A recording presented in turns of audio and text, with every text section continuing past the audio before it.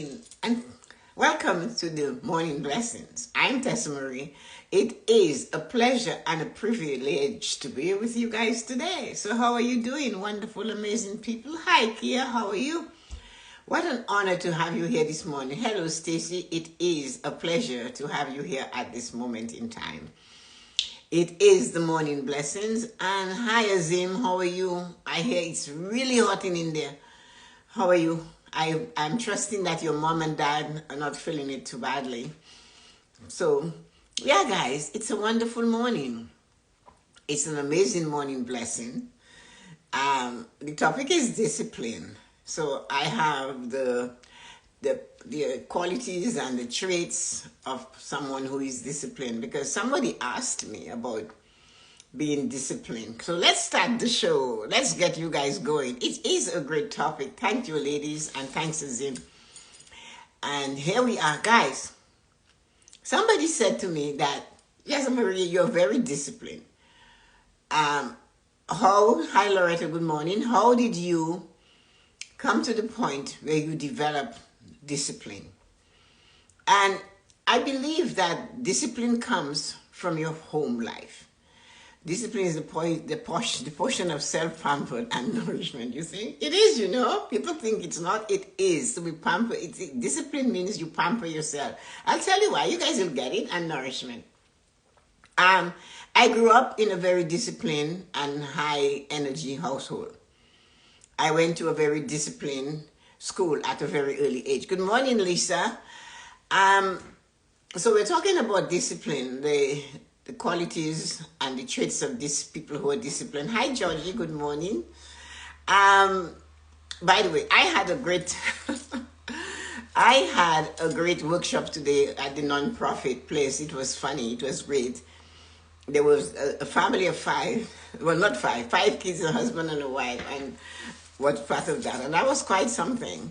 But it was amazing to put a little bit of knowledge, and it's things that you and I would take for common sense, and we would act on it. And there I am with this family and others, but this family really, when they got me going, I had to get the husband to smile so he could open up to absorb the stuff. And the wife is pregnant, due the fifth child in January, and she could hardly move. But it was so sad to see that they didn't know how much they could get to help educate these children. And it was just amazing to come to that conclusion that there are the facilities ready for you, and you don't know. You have a 12, 10, 3 or 4, so not 2, 13 months, 14 months, 15 months, and another one on the way. And in Canada, the government gives you $500 as soon as you open a registered education saving plan. And for every dollar you put in, you get 20 cents to a maximum of $2,500. And that will contribute towards education. And there these people are with these amazing children, and they do not know what is there for them. So that alone was opening the eye, but it was like hitting. It was difficult to get the father to bend. Good morning, Natty. Or not to bend, to even smile, but I did get him to smile. And it's not because I wanted him to smile, but I wanted him to be willing to realize that you have to step up and educate these people, and to let them know that the Canada they grew up in and the Canada that is not the same. The people that are new to Canada are more aggressive for education. They go to school 7 days a week and twice on Sundays, even when my children were little. So the point is you have to be prepared. But anyway, explaining that parent-teacher night is important, getting involved. Anyway, but it was worth it, because at the end, his name is Curtis, and at the end he smiled and he said thank you. And I just said to them, get in touch with me and I'll push you to doing it, you know. Anyway, here we are. So that's not the point. The point is I enjoy doing this. I have one more today at 11, and in the same area of the city, but I'm going to go and I'm going to give it my best. So discipline. Sorry that I rave. I'm 7 days a week, you think? Yeah, it is. Thanks, Maddie. How are you?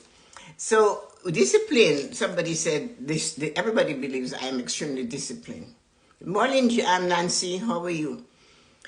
But discipline is something is a personality trait that you have to develop.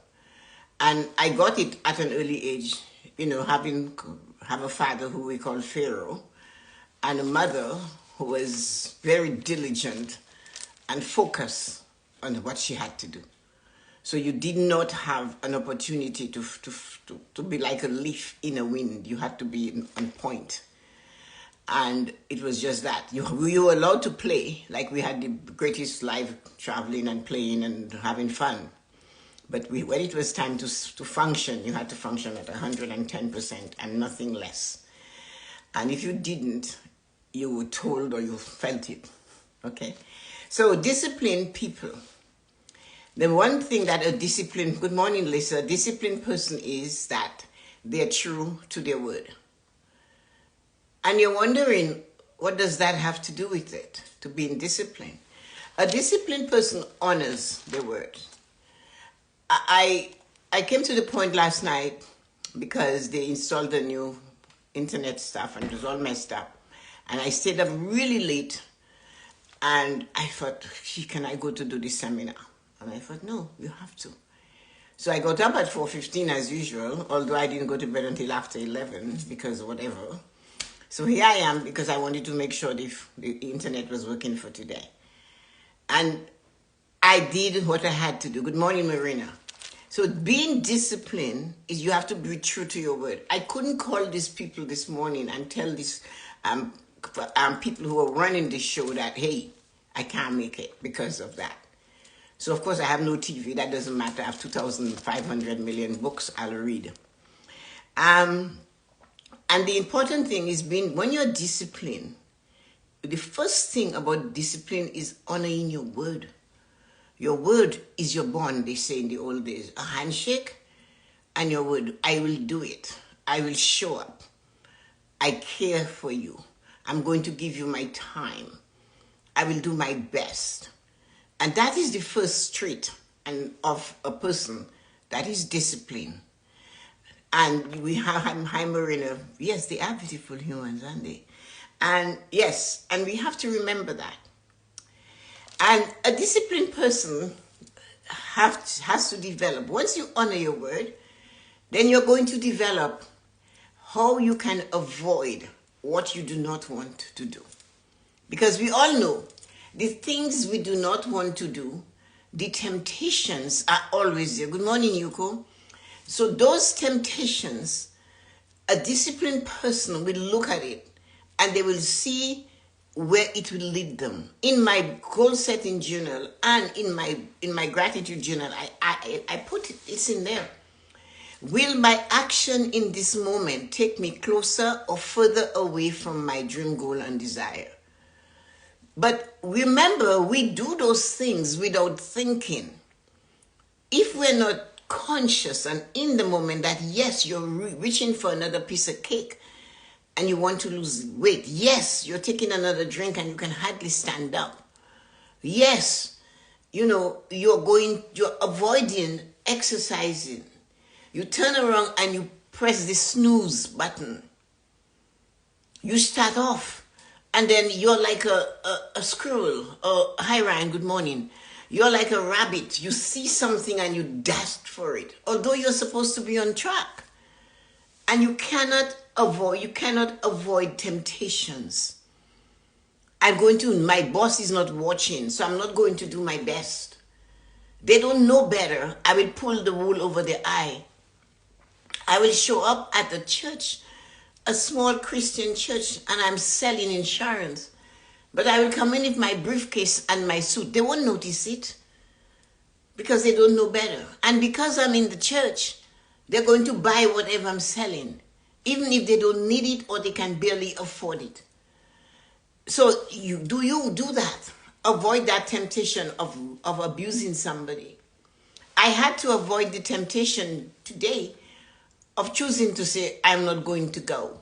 Because it's an hour to get there, an hour there, and an hour to come back. And it's not driving on a country lane. It's on the highway. That's always bumper to bumper. And I really enjoy bumper to bumper. It gives me a time to cruise because anything else is 110 kilometers an hour or more. So a disciplined person has another quality that is unique but not uncommon because of the intensity in which they do it. They take care of themselves. They realize their value, their worth, and how others depend on them. And because others depend on them, they make sure they are functioning at the highest level. And don't chuck about that. Because many of you are going to say, I will do anything for my parents, my children, and you will do anything except take care of yourself. And that's what they need, because if you cannot take care of them, of yourself, how can you teach them to take care of their self? How can you be the example you are supposed to do as an elder, whether it's only 5 years older? I don't care. When we have children, we tell the second one you're getting a big sister or big brother or somebody is coming. So that means we're putting them in charge already. So when we take care of ourselves, indirectly, we are taking care of the entire family. My mom used to say, the day you feel the worst, that's the day you dress the best. And she always said, you need to get up in the morning ready to face the day. Do not open your door in the morning and you look like you want to run away. Somebody saw you coming, they would run away. If you showed up at breakfast, because we had breakfast, lunch, and dinner as a family, that is just how it was, and your hair was ruffled and you showed up in pajamas at breakfast, you were sent back to your room to get ready for the day. You're not ready for the day. So you have to take care of yourself, to put yourself in a position to be ready to put your feet on the block. And when the pistol goes off, you're ready to jump. That is being ready for the day. Because we do not know what the world is going to offer us. We do not know that. So we have to show up ready to face that day, especially if we are one of those people that loves the day to be full swing and we come running it like a mad hatter. Those of us that are able to get up and wait for the dawning of the day, you have a better chance. But if you are one that wants to see the sun up and you want to get up, and you better make sure you're not putting makeup while you're driving, or you're doing something else when you're supposed to be doing something, because that is not taking care of yourself. You're putting yourself in harm's way. Good morning, Jean. Disciplined people, they work at developing good habits. What is a habit you would like to change? Are you the person that you can't wait to gossip? And you know you shouldn't, but you cannot stop from doing it. But you can if you take charge of the conversation. If you are prepared for the conversation. If you realize that you have to leave people as you met them in the way that you cannot tell them you are going to change. You can lead the cow to the water, but you cannot make the cow drink the water. So it's no point you sit on your little pedestal and criticize those that are less fortunate than you, because you figure you want to give them good habits, but you have a really bad habit. You're critical of others. You want them to think and act like you. But that's none of your business. You are supposed to impact information. And all of what you say cannot all be absorbed by everybody in the room. Somebody will get one thing, a tiny thread. And when they pull on it, they will find out there is sufficient there to knit a whole sweater. But if they hadn't hung on to that tiny thread from the information that you're giving them, they would not be able to develop a good habit of always looking at the curious and what is in front of them and saying, what's behind this door? I want to learn how to be less critical. I want to learn how to make less assumptions. I want to learn how to be myself. I want to stand up for me. I want to be more forceful in my dreams, goals, and desires. I want to take chances. I want to kick fear to the curb. These are the disciplines. Listen to me. It's not fun driving like this. When I told my son I'm going there he freaked out. Yet I did it 8 years ago, and he said to me, "You were younger then." But he knew it wasn't going to stop me, and I'm going to do that. So I have fear. Of course, we all have fear, but you have to choose. Is it worth to let fear keep you back from meeting a family like I did yesterday, that I could give one tip? And if they follow it, they'll get further ahead with their lives and their children's lives in the future. I couldn't get that it's so busy on the 401 that you don't use it. You have to be in control and do your best. And you have to believe you have a reason and a purpose to do this, whether you're getting paid or not. And so I had to master that and make sure I did that. And I know my son loves me. And I know, and I'm thinking at the back of my head, he's going to get over it. I cannot tell him how I feel about life and death, because he's not at the age yet to realize there is only one way to go, and that is the one way. I am not a cat. None of us are cats. We do not have 9 lives. So should I let the fear from him and his love stop me from doing something I love? No. So I had to develop that habit of conquering fear, conquering heights, conquering being not spoiled and pampered as a child anymore, and have to function and be strong and determined. I had to develop those habits. It wasn't handed to me. A disciplined person knows how to set boundaries. How do you set boundaries? When you find yourself being pulled down the rabbit hole of no return, unless you're a rabbit, you need to stop and say, hey, enough is enough. So the friend who calls you and talks to you about everything every day, the same conversation, the same thing, they say that's a little bit of insanity. A disciplined person will say, I love you, I care for you, but I've got this plan to take care of. I have to do this. That is what a disciplined person would do. You will have to be strong enough to set the boundary. Today is not the day.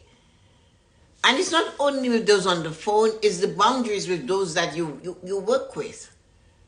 The constant person that comes to you, or the person in your family that just comes and they refuse to take action. But their one sure action is to find a way to capture you, to listen to their cries, and they are not respecting that they too have a choice to change their life and be disciplined and say, no, I'm better than that. So there you are, emptying your cup into their cup that has no bottom. Their cup is empty and you're pouring all you've got every day. You're listening, you're taking. It's affecting you. Where's your boundary?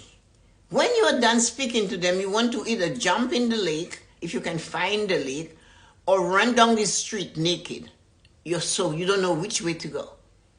Because you've given them all you have. And you know what? Tomorrow they're coming back for more. Where is the boundary saying, you know what? You need to do something about your behavior. That takes a lot of guts to tell somebody, hey, enough is enough. Sometimes they're so close to you. Like the child that comes back all the time, expecting you to pick up the slack and pay their bills for them. Or the ones that make choices and decisions that they didn't think of. And they tell you your lack of discipline does not constitute an emergency for me. But yet we make it an emergency. A person who is disciplined, they love routines. They love to have a routine. They revel in their routine. The routine is what keeps you focused on what you must do. if you have a morning routine, that's why they call it that, and you constantly sit on it and you do it, and you are always consistently working on it with focus and discipline and a stick to it. A stick to itness, because you see, life throws us curveball. They will throw us a spin ball. They're going to throw us a ball. That's just how it is.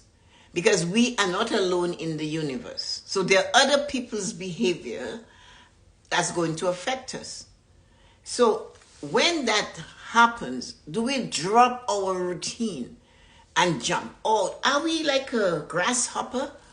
From one thing to another, from one thing to another. If you find yourself doing that, you need to stop and go back to your routine.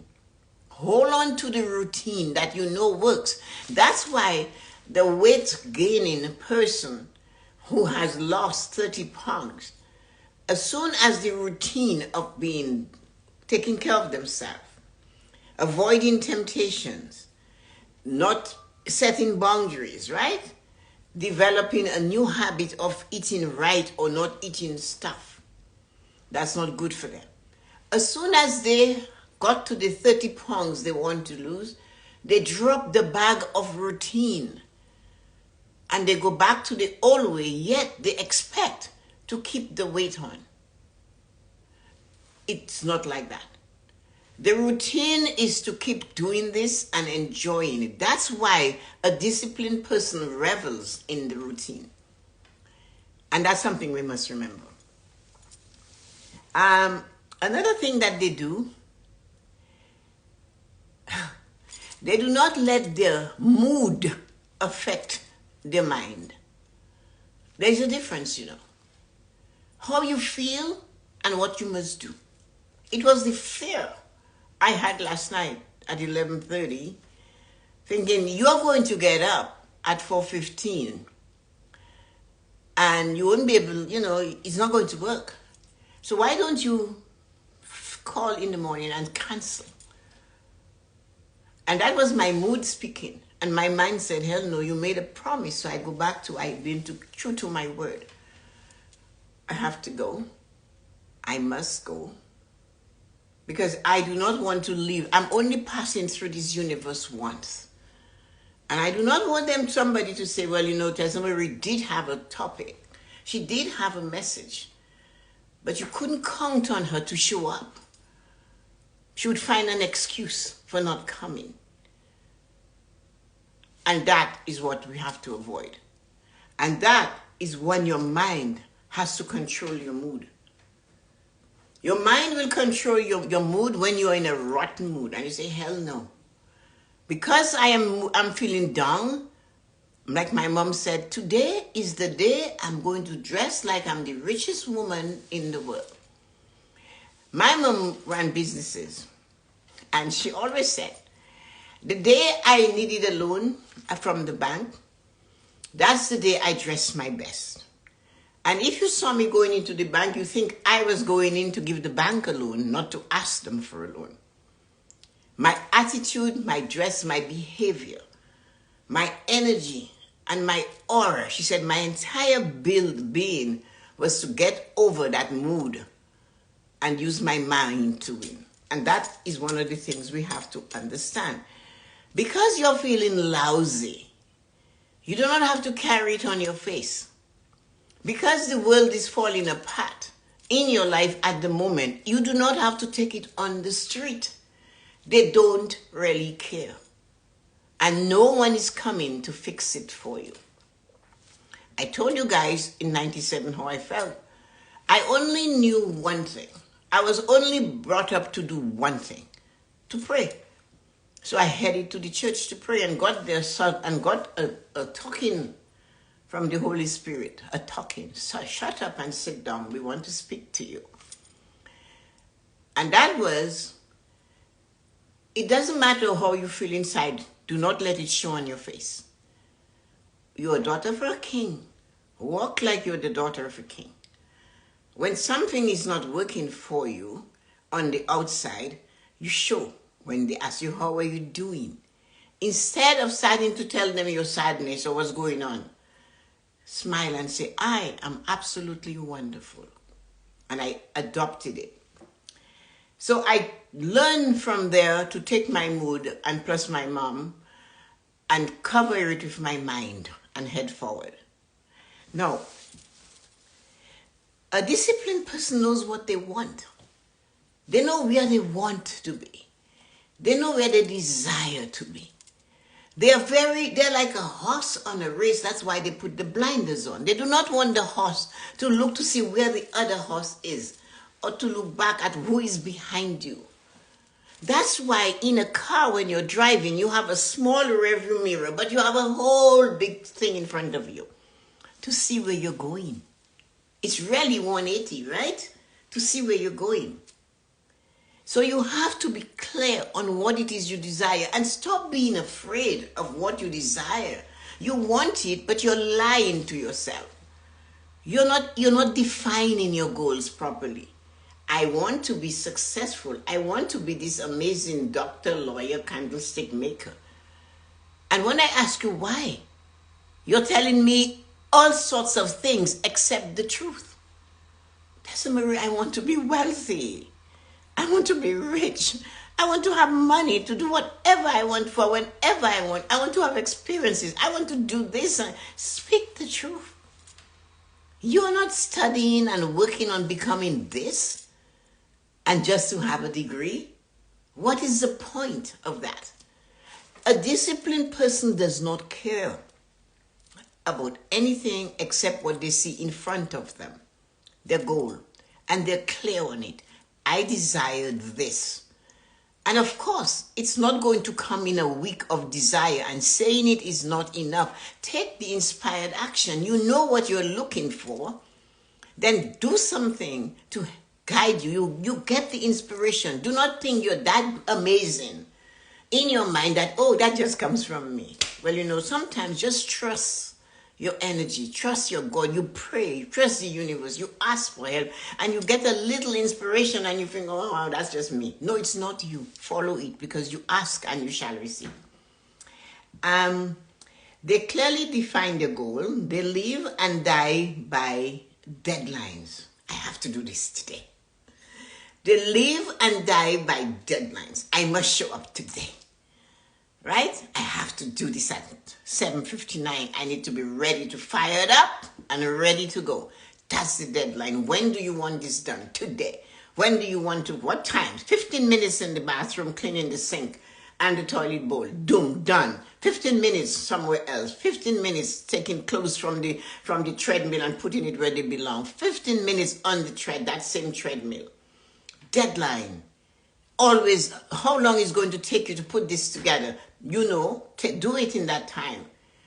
When the time is over, stop. You're decluttering. I'm taking 20 minutes to declutter this room today. Declutter and walk away at the end of 20 minutes. Come back tomorrow and do another 20 minutes. You have 10 minutes of meditation in the morning. 1 hour, 60 minutes out of 1,440 minutes, and you are not doing it. And it will help you. Prayer and meditation. Oh my God, have mercy upon me. I'm happy and grateful that I am here today. I am so happy and grateful my thoughts are organized. I can feel my breath, my heart beat. I'm grateful for the very breath of life. All that is a prayer.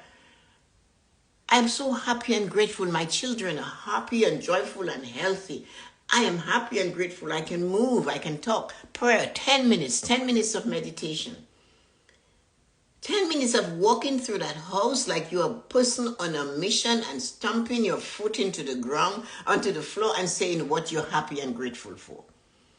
I'm happy and grateful that I could put on my clothes this morning, and do not tell me because so-and-so can. That's not your business. Mind your business. So get your deadline.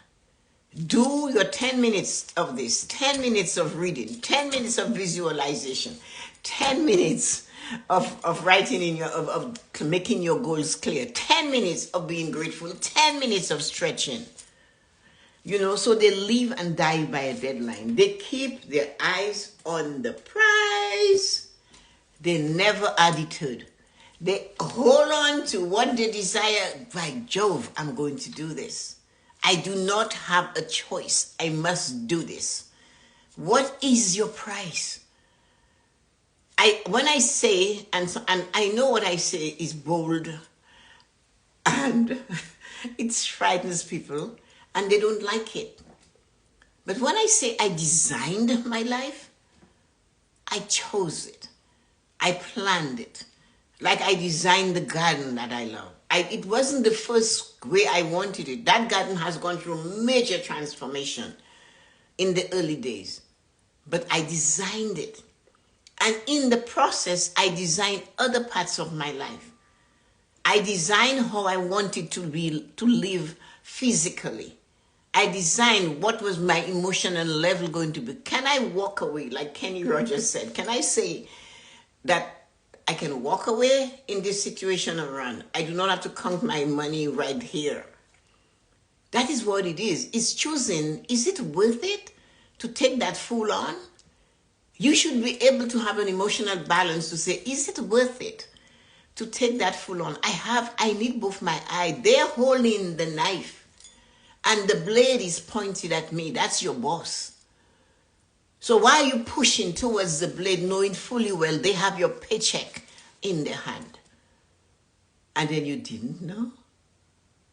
And then you have regret as your best friend. What is the prize? The prize is you need to pay the mortgage, you need to save, you need to have children, you need to feed them, you need to clothe them, you need to do this. That's your prize. So you have to let it go. When this crazy manager pays me that kind of money, plus bonus, chose me to do filing, you think I'm going to fight with the woman? I refuse to do that.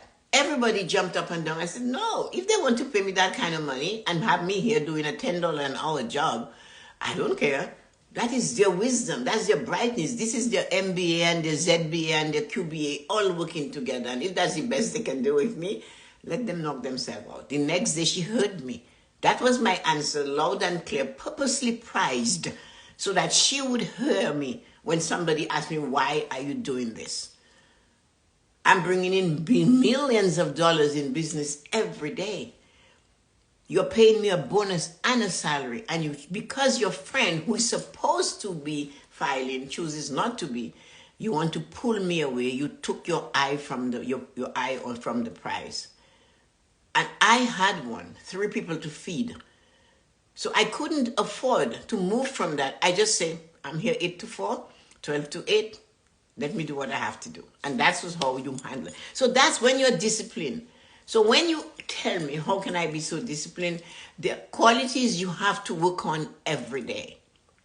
They don't come easy. And you have to work on them. So being disciplined is a constant. A constant is something you do every day. And at the end of the day, you will have the satisfaction of saying, I did it. I got to where I desired to be. So when I say I designed my life, I did. I planned it every step of the way. I've started planning it at $1.87 savings. And that is, when I said that yesterday, oh miss, everybody's, oh miss, that is not a lot.